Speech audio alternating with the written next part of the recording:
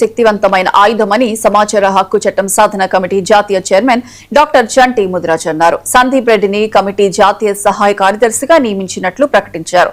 ప్రతి పౌరుడు ఆర్టీఐ చట్టాన్ని వినియోగించుకుని తన హక్కులను సాధించుకోవాలని, అవినీతి అక్రమాలను వెలుగులోకి తీసుకురావడంలో ఈ చట్టం కీలక పాత్ర పోషిస్తుందని పేర్కొన్నారు.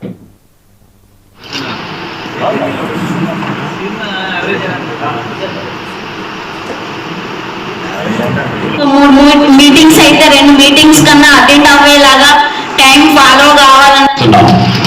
సమాచార హక్కు చట్టం సాధన కమిటీ మీడియా సమావేశానికి విచ్చేసిన రాష్ట్ర అధ్యక్షురాలు, రాష్ట్ర కార్యనిర్వాహక అధ్యక్షులు చింతల రాఘవేంద్ర ముదిరాజు గారికి, అలాగే స్టేజ్ మీద ఉన్న ప్రతి ఒక్కరికి పేరు పేరున ధన్యవాదాలు. అలాగే ఇక్కడికి విచ్చేసిన మీడియా మిత్రులకు కూడా ధన్యవాదాలు.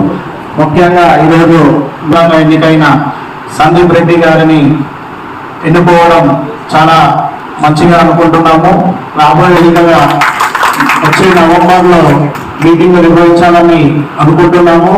అలాగే ఇటీవల మనకు తెలుగు భాషా సాంస్కృతిక శాఖ వారి ఆధ్వర్యంలో రవీంద్ర భారతిలో బెస్ట్ ఎన్జిఓ అవార్డు కూడా తీసుకోవడం జరిగింది.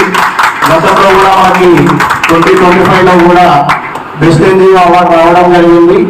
మేము 2024 నవంబర్ 9న ఈ యొక్క సమాచార హక్కు చట్టం సాధన కమిటీని